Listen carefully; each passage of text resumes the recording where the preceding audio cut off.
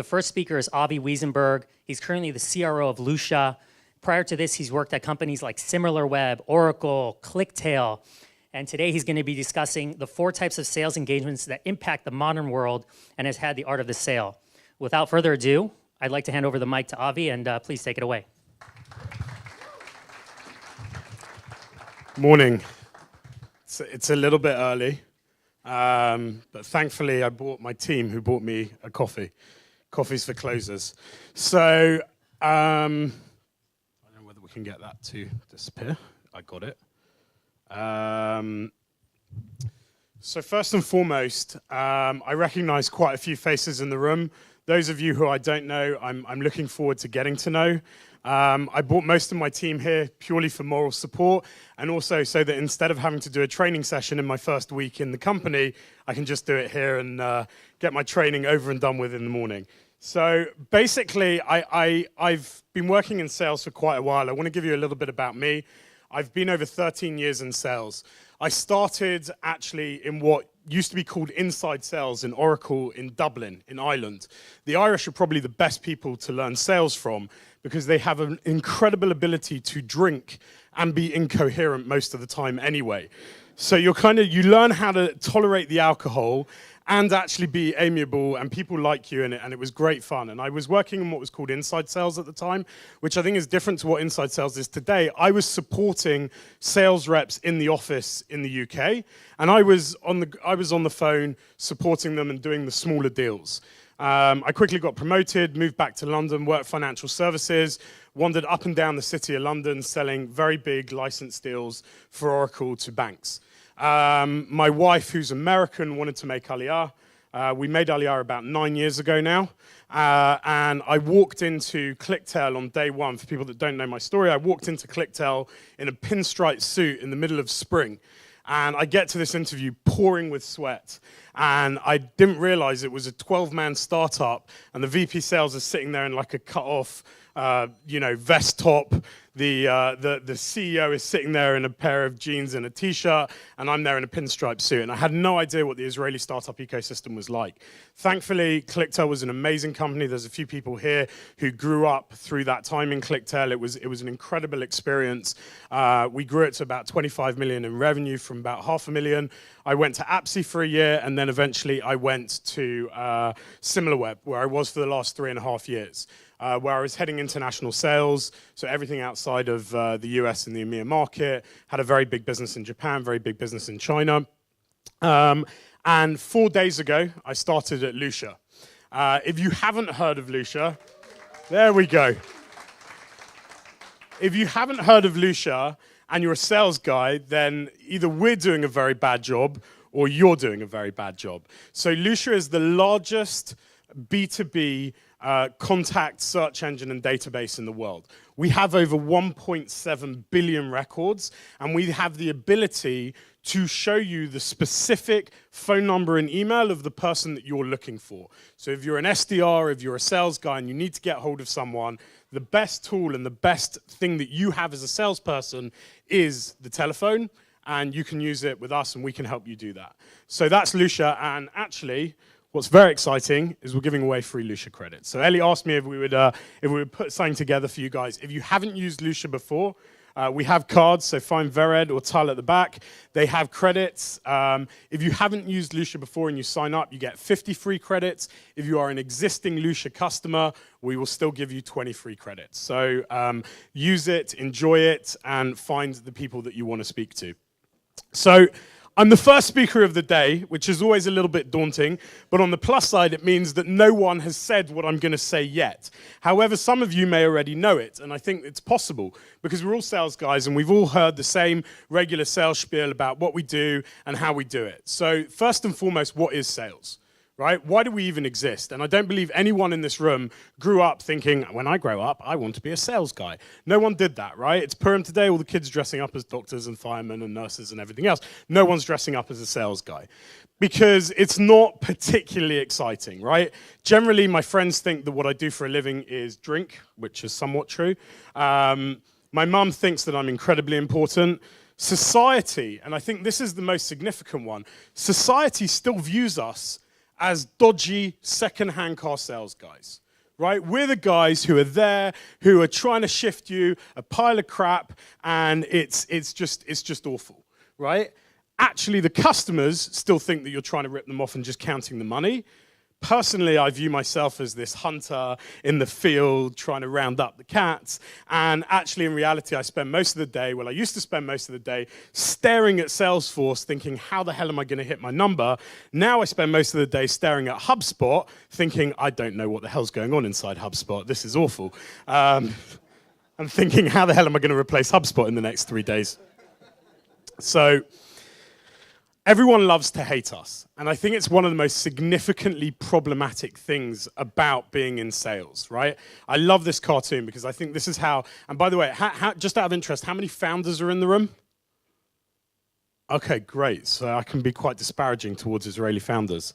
In essence, people, the other question I've got, and I did this at another event, those people that are in sales, which is the majority here, how many people, when they're asked what they do, say that they're in sales, and how many people, so we're going to do it like this, how many people actually, when they're asked by someone who doesn't know them, how many people say they're in high tech, and how many people say they're in sales? Right? I would assume most people, we could do it, show of hands. If someone comes up to you and go, hey, what do you do? I work for a high tech company, right? Most people, right? Most people say they work for a high tech company. Why? Because we're embarrassed to be in sales.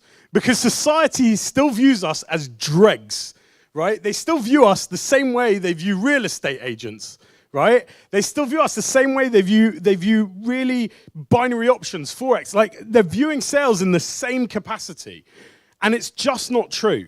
And I think part of it is actually this Dilbert cartoon, right? I'd like to accompany you on a sales call. You'll explain how the product works. This is how the techies in the company see us, right? They do all the hard work, and we collect the commission. Right? Now, I actually just wrote an article on LinkedIn about how commission isn't a bonus. It's not the title of my talk today, but it's worth reading. And the truth is, though, that everybody in the company is in sales. And everybody, no matter what they do, is actually in sales. If you're trying to impact someone, if you're trying to help someone make a decision, if you're trying to move someone to your opinion, you are in sales, whether you like it or not. And I think the difference between what we do and what everybody else does is we are supposed to be professionals. We're supposed to understand how to do sales at a professional level. And I believe there are significant differences to that. And I actually think that the whole change that we've seen, which I'm going to talk about a little bit, which SaaS and the internet and the modern world has changed, is that actually the art of sale has been diluted. The professionalism that actually was expected 10 years ago from a sales guy has been diluted because people think everyone should understand. Everyone needs to be professional. Everyone has to have the same understanding of the technical ability, of how this product has value, of the fact that we're all customer success reps. All of that is great, but we still need to be professionals in sales. So what is professional sales? So there are some basics, and I'm going to touch upon some of these as well. But ultimately, as salespeople, we are there to reduce the barrier for someone to buy. And part of that is transferring emotion, letting someone see it from our point of view, letting someone feel what we feel and understand what we understand. People still buy from people. I still believe that, and I know that there are companies out there that are expecting to replace salespeople with robots and telecalls and everything else. I think that people still buy from people, and part of that is trust. The number one aspect, I think, when you're selling is you have to get that person to trust you and to have certainty in what you're giving over, and you're helping them buy. And part of that is by being a specialist in your field. Part of that trust and credibility that you're building up is because that person really believes that you are going to help them. But I like to split it into two sides. And I think that we exist as salespeople for two different things. One is to help someone buy, and the other is to sell. And I think they are two different things completely. What do I mean by helping someone buy? Helping them transact. They know what they know already. Right? In the age of SaaS, in the age of the internet, in the old days when I was working at Oracle, and I actually still think it applies today. Does anyone actually know what Oracle sell? No. They sell databases. They used to sell databases. They sell solutions. They sell massive problems and big technology to all of it, right? But it's complicated. And in the old days, no one would be able to find out that information. No one would be able to go to Lucia's website and see what we do, how much we charge. Today, I can go on G2 Crowd, I can look up the prices, I can see what you do, I can see the reviews, I can ask my friends, I can find out more information in 5 minutes on the internet than it used to take me 4 hours of sales calls to have. I mean, by the way, this applies to everything that you want to do. I saw a painting. Anyone seen the show Stissel? It's a great show if you haven't watched it on Netflix.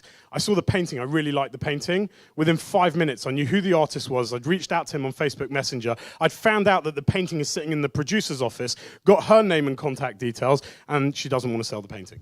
But you can find out a huge amount of information very, very quickly, and the whole world has changed from that standpoint. So actually, customers are coming into the cycle, the buying cycle, and there's loads written about this, but they're coming into the buying cycle way, way, way later. Way later than they ever used to. And as a sales guy, you used to have a really simple funnel because you could drip feed information, right? Oh, you want to know the pricing? No problem. Tell me something first.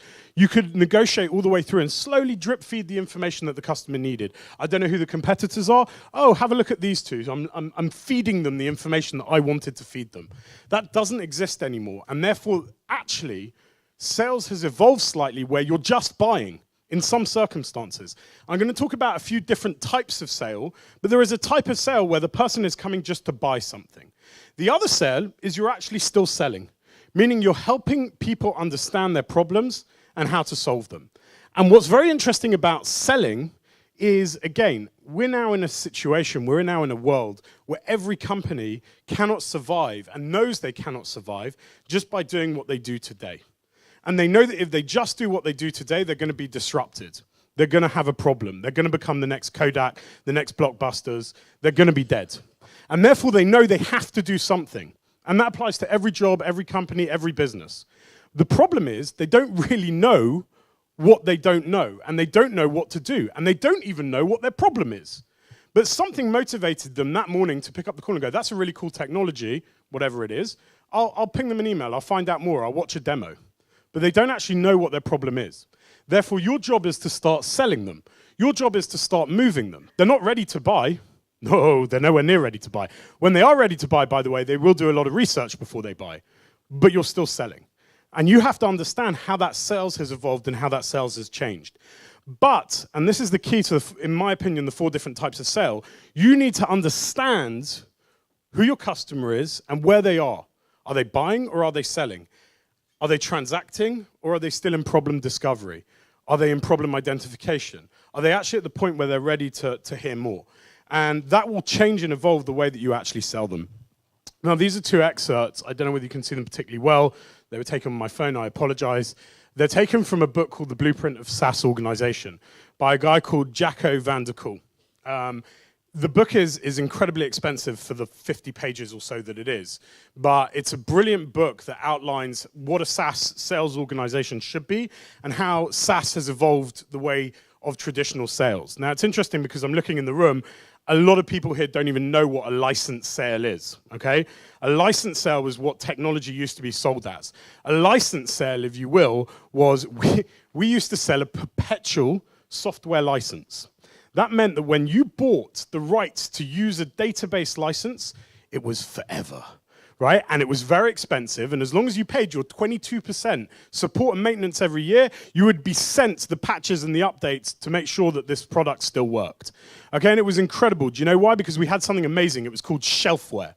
There were companies that spent millions of dollars on technology that was never deployed. Never deployed. And you know what was amazing for software companies? You didn't have to worry about churn. Churn was irrelevant because the company had invested and they bought in, it was done. SaaS changed all of that because SaaS meant that now it was incredible because you can update, people don't even know what release cycles are anymore because they just happen, right? Software just updates automatically. It's all in the cloud and everyone just uses it whenever they want. And actually they've shifted the entire model to subscription, and the subscription is going to eat the whole world. And actually when you think about subscription, it's an incredible business if you have a good product. If it's sticky enough, subscription is awesome. And as sales guys, it's changed the way that we work as well. Because we're no longer able to sell something and leave it. we're no longer able to do a deal and never have to worry about it again as a business. And that created a very different challenge and a very different way of selling. It meant that in the old days, yes, I could run a POC, but it was very limited. And by the way, to run the POC, I needed to invest in the servers and the hardware and the people and everything else just to run a proof of concept. Today, if your product lends itself to it, your proof of concept should be able to be done very, very simply. And as this is a room full of salespeople and not founders, I'm not going to talk about the pros and cons and how to structure your POCs and things like that. What I will talk about is the fact that the sales process has changed. In the old day, you could take a very linear funnel, right? Contacted, qualified, demo, proposal, close. It ran through a very, very structured system. You drip-fed the information and you went as you went. The way that Jacko describes the new aspect, the new sales, if you will, is it's pretty much a mess, right? They'll become aware of you. They'll do their own education, which could be a big part of it. They'll then select a few. They'll go back. They'll go forward. They'll try. They'll stop. And it's incredibly frustrating as a sales guy as well, because you think you're moving forward in the process, then they stop, they go back, they go forward, and they're just, behind the scenes, by the way, they're finding out a ton of different information that you have no control over either. So it's very, very difficult to understand where you are in that process as well. And it's moved from being, I would say, salesperson-centric to customer-centric. Now, that's very good for the customer, and it's very good for the industry, and actually I think it's very good for us as salespeople that we're there to help people, and we're there to make sure that they're getting what they need and they're ready to integrate. And I think, I promised I wouldn't show sales clips. I know other people are. I'm sure you'll see this over and over again. ABC, Glengarry, Glen Ross. Everyone seen Glengarry, Glen Ross? If you haven't, go and watch Glengarry, Glen Ross.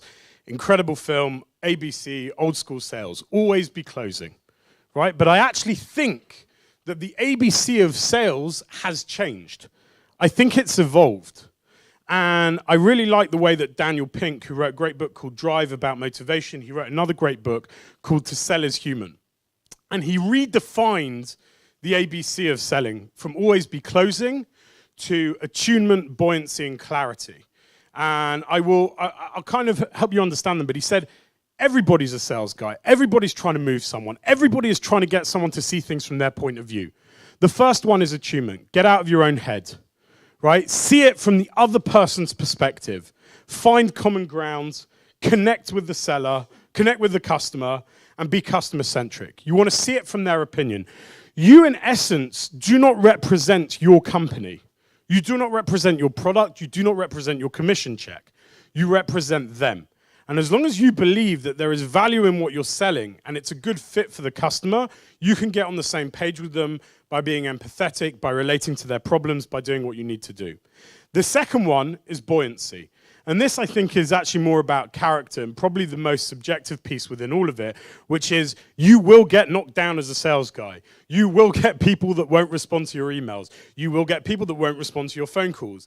And you have to keep that momentum up. You will get deals that are closed lost, that disappear. You'll get customers that just won't send you the PO on time. It will happen. There's nothing you can do about it. And you have to have that energy and that positivity that you need as a sales guy in order to keep going. The last one is clarity, and I actually think this is one of the most important ones. The sales need to move from just giving information, from accessing information, to curating it. And this is where things like content marketing come in.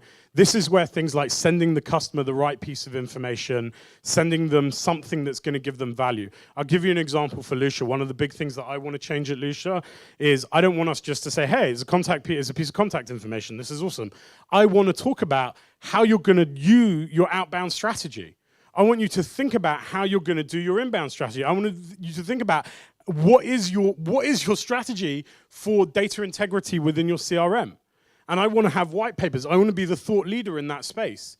And this is where things like social selling come in. This is where things like being able to be a expert in your fields, a specialist in what you're selling, come to market.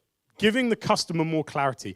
If you're making things more confusing than what they've already seen online, and if you're contradicting what they've already seen online, which I find a very big problem when it gets to pricing and closing.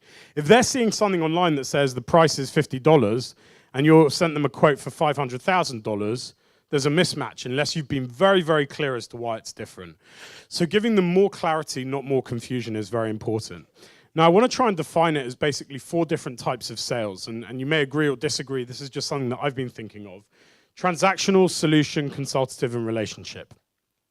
Transactional sale is where the person is literally just buying. Solution is where there's a big solution. Consultative, you're giving a consultation within the sale, and relationship, which I think actually applies to all of them. But I'm running a little bit short on time, so I'm going to keep moving faster. Transactional sales is often a commodity, right? The customer knows what they want. By the way, this can still be a very big ticket item. I've put a pharmacist there because the example I like to use is I've got a headache, I need a Panadol, I need an Acamol. It's pretty straightforward. I walk into a pharmacy, I buy an Acamol, I walk out. It's a transactional sale. And everyone thinks there's nothing you can actually sell within that. You're just helping someone buy. The customer knows their problem, they've decided on the solution. It can be any dollar size. An example being DocuSign. How many people here use DocuSign? We all do. Do you know how much revenue EchoSign that sold to Adobe is now bringing in a year in revenue? DocuSign, I just saw, is now at 850 million ARR. Just for signatures, electronic signatures at the end of a document. And it's a completely transactional sale, in my opinion. By the way, I think a lot of the deals I was doing at Oracle back in the day, which were millions of dollars big, they were transactional sales. And I remember specifically one of the guys telling me, Andrew, which is my English name, he goes, Andrew, this isn't real sales. We're just transacting. Now, I do believe within a transaction, you can still have a sale. And I think even within a transaction sale, which is something that I've been talking to my team about, even within a transaction sale, there are elements of sales that can be done.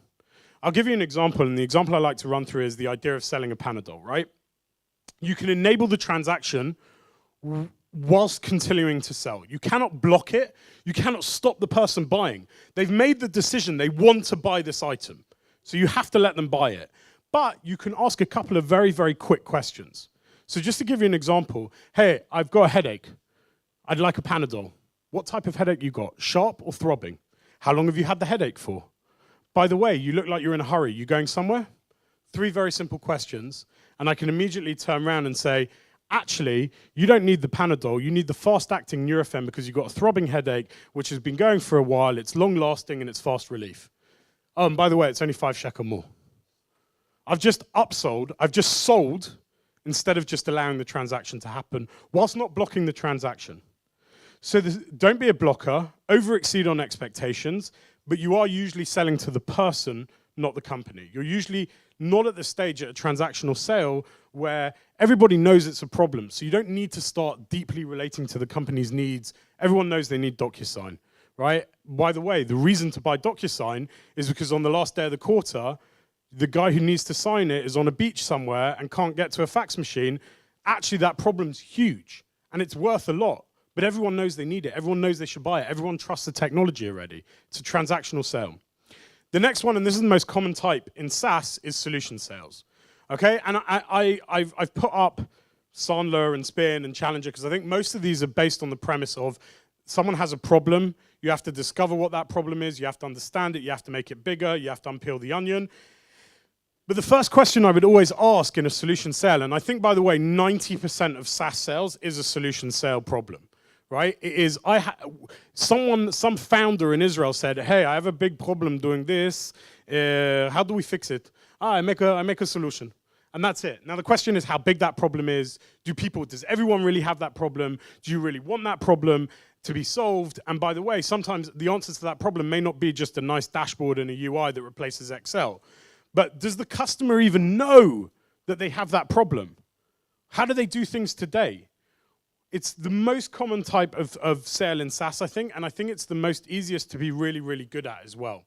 And I think one of the best people on solution sales was actually Jordan Belfort. And I don't think people would really have judged it as solution sales because Jordan Belfort, in essence, wasn't selling stocks. He was selling the dream of being rich.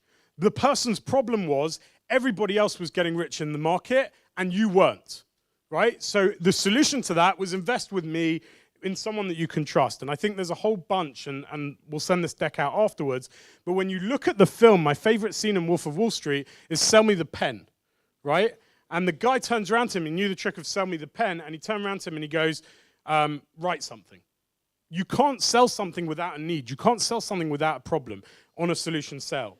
And I think that it's a very important aspect. The last one I would talk about is consultative sale.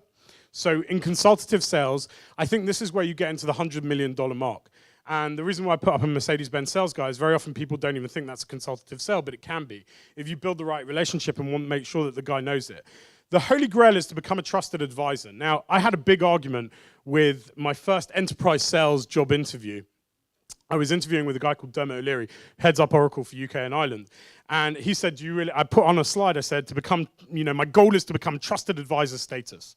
And he goes, do you really believe you're going to be trusted advisor by the customer? Do you really think that you are not coming from an angle of what you're selling and you can actually be a trusted advisor? And I said, when it comes to Oracle, when it comes to the product that I'm selling, to my specific company, I should be your trusted advisor. If you know that you want to work with this company, I am the guy to help you do it. And I'm the guy to help create that win-win within the market so that we can both gain beneficially from it, both your company and the person that you're selling to. But at a consultative level, you need to be as good as the C-level in that company. And you need to understand that company. You need to do your homework well. You need to know what their real problems are. And finally, I believe every salesperson has a really good fake laugh, right? We all have it. It's all on the phone. It's really easy to spot. Sometimes you don't even realize you're doing it. You think it's a genuine laugh. It's not. Okay? And you can use relationship selling just to get a deal done, right? Especially if it's more transactional. Ultimately, I think relationship sales goes across all of them. I think all of them mix into each other.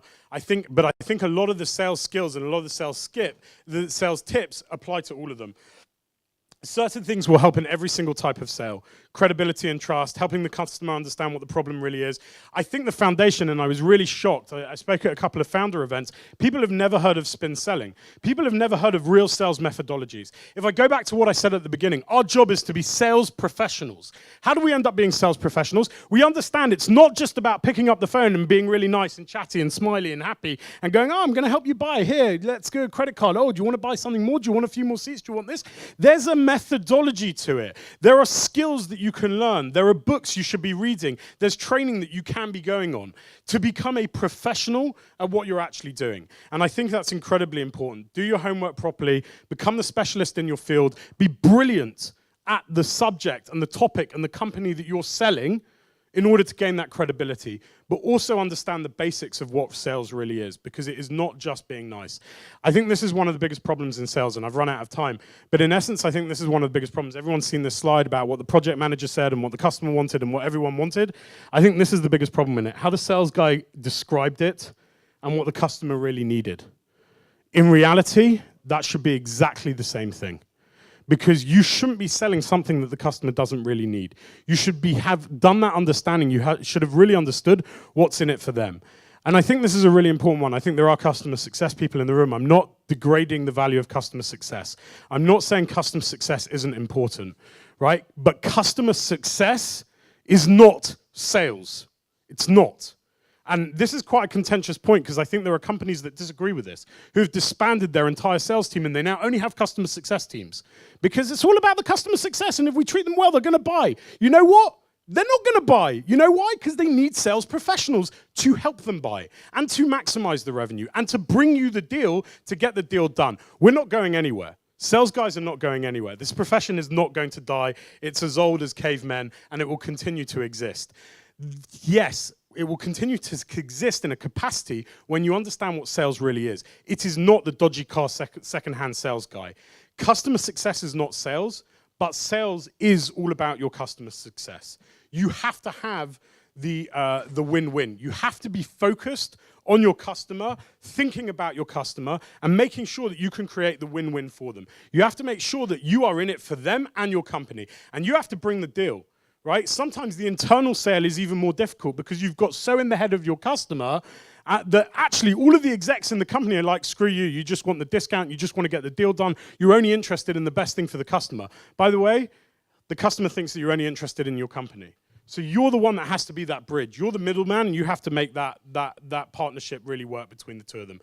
So I'm going to leave you with that because I went way over time. I apologize. I hope this was valuable. I know taking a day off sales, especially towards the end of the quarter, is really, really difficult. I really appreciate all of you being here.